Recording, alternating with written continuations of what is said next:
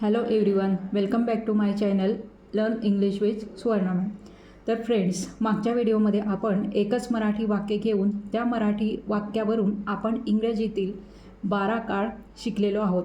तर मागच्या व्हिडिओमध्ये आपण फक्त 9च काळ कव्हर केलेले आहेत आणि आता जे राहिलेले 3 काळ आहेत ते आपण आजच्या व्हिडिओमध्ये बघणार आहोत. तेव्हा मागचा व्हिडिओ ज्यांनी पाहिलेला नसेल त्यांनी तो सुद्धा व्हिडिओ नक्की बघा. त्याची लिंक मी खाली डिस्क्रिप्शन बॉक्समध्ये देणारच आहे. तर आजच्या या व्हिडिओमध्ये आपण present perfect continuous tense, past perfect continuous tense आणि फ्युचर परफेक्ट कंटिन्युअस टेन्स या 3 काळांमध्ये ती आंबा खाते हे एकच वाक्य कशा प्रकारे बनवले जाते, इंग्रजीमध्ये कसे बनवले जाते ते समजून घेणार आहोत. तेव्हा तुम्ही हा सुद्धा व्हिडिओ स्किप न करता शेवटपर्यंत नक्की बघा आणि व्हिडिओ जर आवडला तर व्हिडिओला नक्कीच लाईक करा आणि हाईपसुद्धा करा. तर आता इथे बघा, मी इथे वाक्य लिहिलेलं आहे, ती 15 मिनिटांपासून आंबा खात आहे. आता इथे एक गोष्ट लक्षात ठेवायची की इथे क्रियापद आहे दिलेलं आहे, म्हणजेच हे वर्तमान काळातलं वाक्य आहे.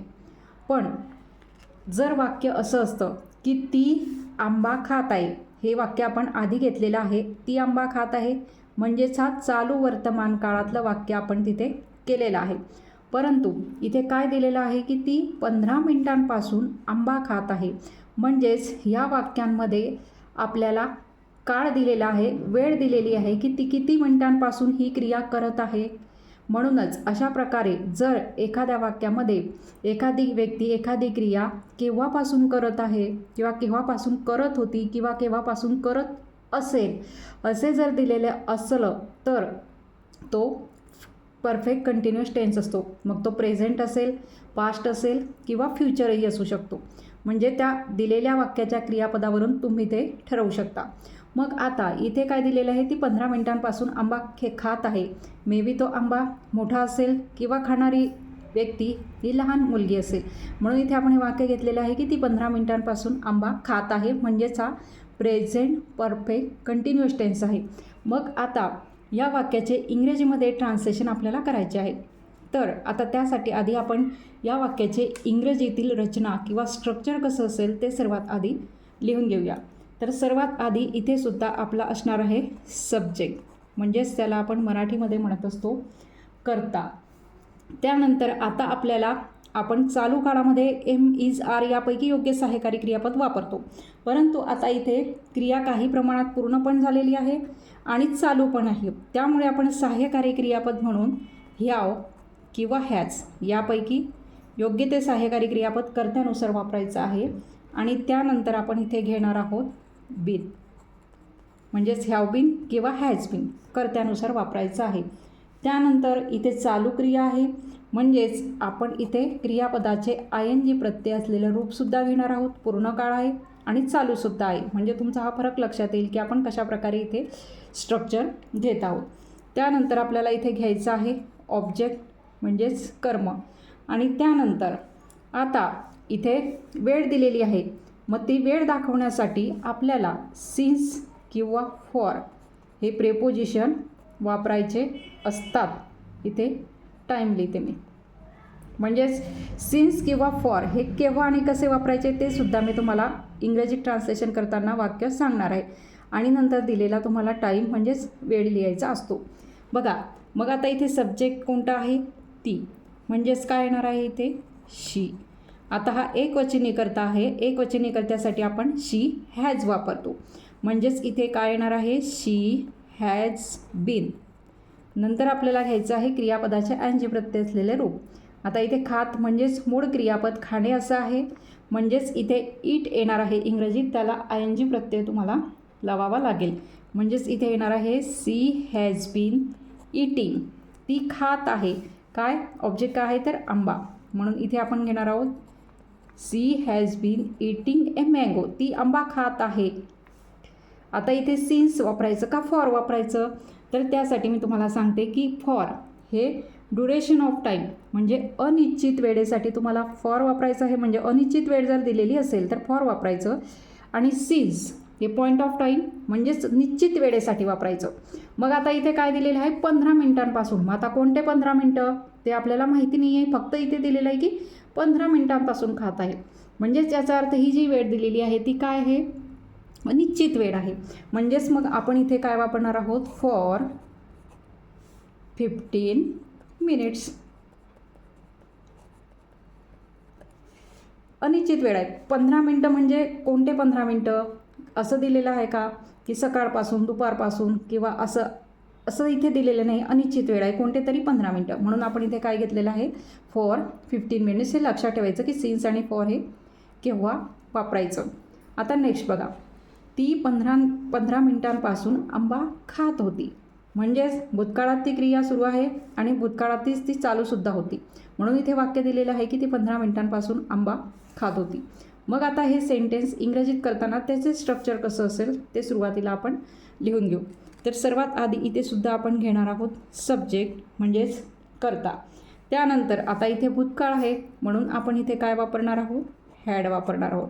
वरती वर्तमान काळ होता म्हणून आपण हॅव किंवा हॅचे वापरलं. आता इथे भूतकाळ आहे म्हणून आपण इथे काय वापरणार आहोत, हॅड वापरणार आहोत. त्यानंतर बीन, हॅड बीन. त्यानंतर इथे आपल्याला घ्यायचं आहे क्रियापदाचे ING प्रत्यय असलेले रूप.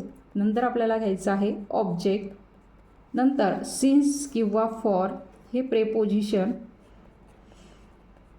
आणि प्लस जो वेळ दिलेला असेल टाईम, तो टाईम तुम्हाला इथे लिहायचा असतो.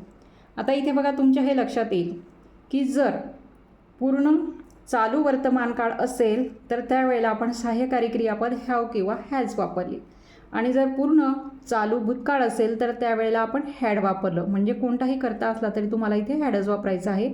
बाकीचे स्ट्रक्चर आहे ते सेम आहे इथे.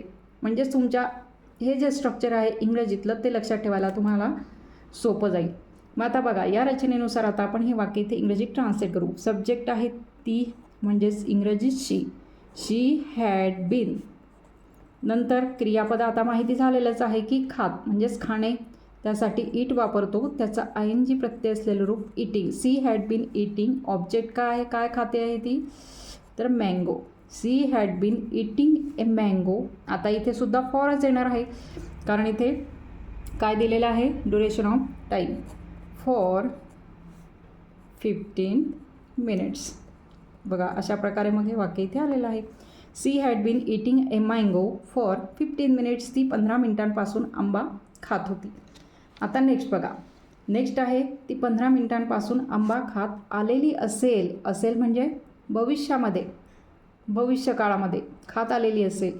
मग आता इथे याचं इंग्रजीतलं स्ट्रक्चर म्हणजे हा कोणता काळ आहे, तर फ्युचर परफेक्ट कंटिन्युअस टेन्स. इथे फक्त ती आंबा खात आलेली असेल असं नाही आहे, तर इथे आपल्याला वेळ दिलेली आहे. त्यामुळे ती क्रिया अर्धी पूर्ण पण झालेली आहे आणि आता सुरू पण आहे. म्हणूनच त्याला काय म्हणतात, परफेक्ट आणि कंटिन्युअस असं त्याच्यामध्ये असे. म्हणजेच हा काळ आहे फ्युचर परफेक्ट कंटिन्युअस टेन्स. आता याचं स्ट्रक्चर कसं असणार आहे, तर इथे असणार आहे पहिल्यांदा सब्जेक्ट. त्यानंतर तुम्हाला घ्यायचं आहे इथे भविष्यकाळातले सहाय्यकारी क्रियापद विल हॅव बीन इथे तुम्हाला घ्यायचं आहे. त्यानंतर बाकीचं जे स्ट्रक्चर आहे ते तुमचं सेम असणार आहे. क्रियापदाचं ING प्रत्यय असलेलं रूप. त्यानंतर तुम्हाला घ्यायचं आहे ऑब्जेक्ट. त्यानंतर तुम्हाला इथे प्रेपोजिशन्स घ्यायचे असतात, SINC, सिन्स किंवा फॉर प्लस दिलेला वेळ टाईम.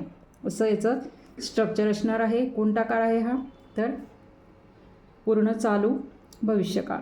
आता इथे बघा या रचनेनुसार आता आपण याचं ट्रान्सलेशन इंग्रजीत करणार आहोत. सब्जेक्ट आहे ती म्हणजेच शी, विल. नंतर आपल्याला घ्यायचं आहे have been, she will have been. नंतर क्रियापद माहितीचं आहे इट, त्याला ING प्रत्यय इटिंग. ऑब्जेक्ट का आहे, mango, eating a mango. She will have been eating a mango for 15 minutes. बघा अशा प्रकारे मग हे वाक्य इथे इंग्रजीत ट्रान्सलेट झालेलं आहे. म्हणजे तुम्हाला फक्त काय करायचं आहे की परफेक्ट कंटिन्युअस काळ, मग तो वर्तमान असो, भूतकाळ असो किंवा भविष्यकाळ असो, त्याचे स्ट्रक्चर लक्षात ठेवायला तुम्हाला इथे अगदी सोपी पद्धत आहे की फक्त याचे जे सहाय्यकारी क्रियापदं आलेले आहेत तिथे फक्त तुम्हाला बदल करायचे आहेत आणि बाकी स्ट्रक्चर सेम आहे. म्हणजे तुम्हाला फक्त लक्षात हे ठेवावं लागेल एकच स्ट्रक्चर आणि बदल कशात करत जायचा, मग त्याच्या सहाय्यकारी क्रियापदांमध्ये तुम्हाला बदल करत जायचा आहे. तर अशा प्रकारे मागच्या व्हिडिओमध्ये आपण एकच वाक्य म्हणजेच ती आंबा खाते हे वाक्य मी घेतलेलं आहे. ते वाक्य आपण वेगवेगळ्या काळामध्ये इंग्रजीत त्याच्या रचनेनुसार ट्रान्सलेट केलेलं आहे. त्यामुळे तुमच्या ते 9 काळ लक्षात आलेलेच असतील. आणि हे 3 काळ आता आपल्याला राहिलेले होते, ते 3 काळ आता आपण ह्या व्हिडिओमध्ये समजून घेतलेले आहेत. तेव्हा तो मागचा व्हिडिओसुद्धा नक्की बघा आणि आजचा हा व्हिडिओसुद्धा नक्की बघा. म्हणजे तुमचे पूर्ण 12 काळ, इंग्रजीतील 12 काळ आणि त्या 12 काळांचे स्ट्रक्चर अगदी सहज लक्षात राहील. तेव्हा आजचा माझा व्हिडिओ तुम्हाला कसा वाटला ते सुद्धा कमेंट करून नक्की सांगा. आणि व्हिडिओ जर आवडला तर व्हिडिओला नक्कीच लाईक करा, शेअर करा आणि जर तुम्ही या चॅनलवर नवीन असाल तर चॅनलला सबस्क्राईब देखील करा. थँक्यू.